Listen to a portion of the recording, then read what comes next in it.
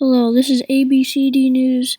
Today we have a reporter interviewing a 13-year-old from inside the capital of the Central African Republic, one of the top 25 poorest countries, with a life expectancy of 52 years at birth. Let's see what's going on inside this torn country. We will have to translate because the two main languages are French and Sango, a native language. We probably won't run into English speakers. We already have someone to ask and are connecting right now. Hello, my name is Nsuke Edbowel from the capital of the Central African Republic, Bangui. To start explaining my country, I have to start with the CAR gaining its independence from France in 1960.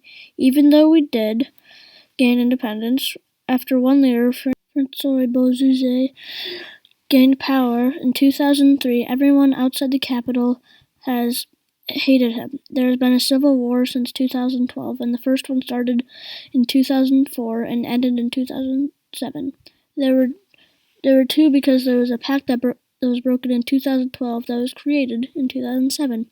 Unfortunately, that is only the start of the list of Central African Republic's problems. Resources, just like every other African country, but most of us aren't united and have conflicts inside, so we cannot take control and take advantage of them. Since we have so many conflicts, our economy is also low.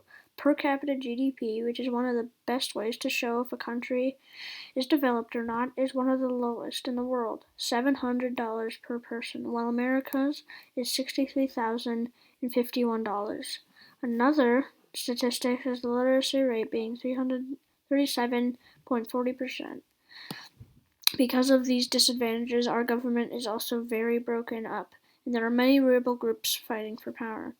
Only people in the capital are loyal to the government, at least from my limited view. Since there are so many rebel groups that the government's next, the government is very ununified and doesn't even hold elections. And in 8 years, there might be one of the first elections of the Central African Republic. Even so, I will not be able to participate in these elections because the voting age is 18 years old. I have to be grateful, though, because it is a big step forward towards the unification of our country.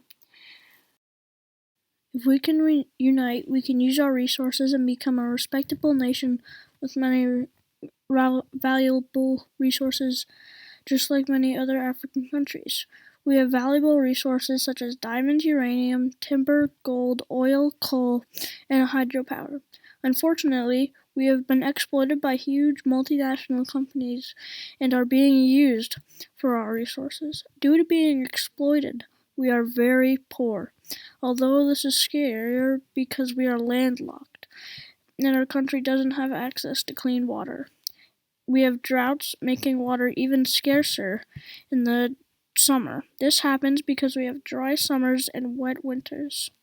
I personally like the winters more because it's colder and not super hot like in the summers. Also, from what I've heard, the national parks and wildlife look better in the winter. I would love to go to them, but unfortunately it is very dangerous outside of the capital's territory. So I've only been to one, and that is the Mbare Bondige National Park. It is very beautiful and got me away from the stress of the capital. I got to see so many different animals. The capital also has some landmarks I visit on the usual. They are the big mosque and the Notre Dame of Bangui Cathedral. Although I am Christian and visit the cathedral more often, I usually see the mosque when I go on walks, because without school there is not much to do other than gather food for my family and pass by. I have to travel very far each day for food because our country is so poor and us as a family is also poor. We don't have many marketplaces near our house, and you have to travel farther into the city.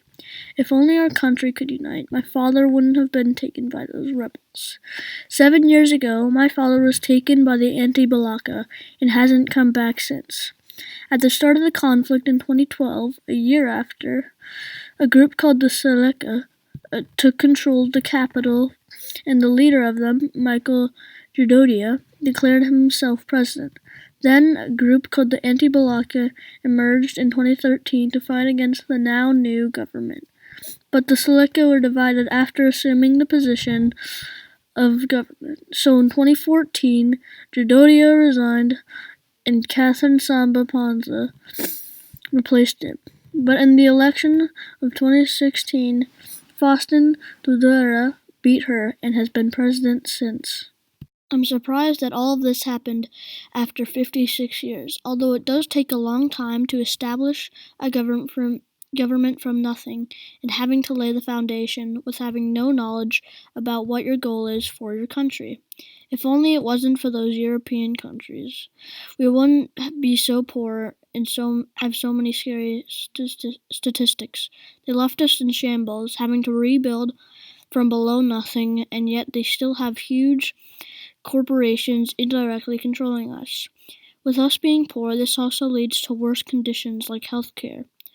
The effects is represented by many statistics, such as the infant mortality rate being 81 deaths per 1,000 live births, while America's is 5. Another one being the death rate being 12 people for 1,000. Keep in mind that the population is 4.66 million and 3 million need humanitarian aid. The number one killer in 2019 was tuberculosis.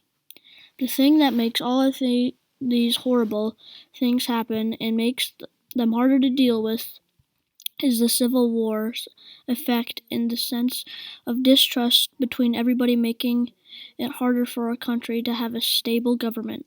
The only thing I can think of to combat against this idea is that we disband all of the rebel groups, because the two big ones already have a ceasefire, so it can't be that hard, right?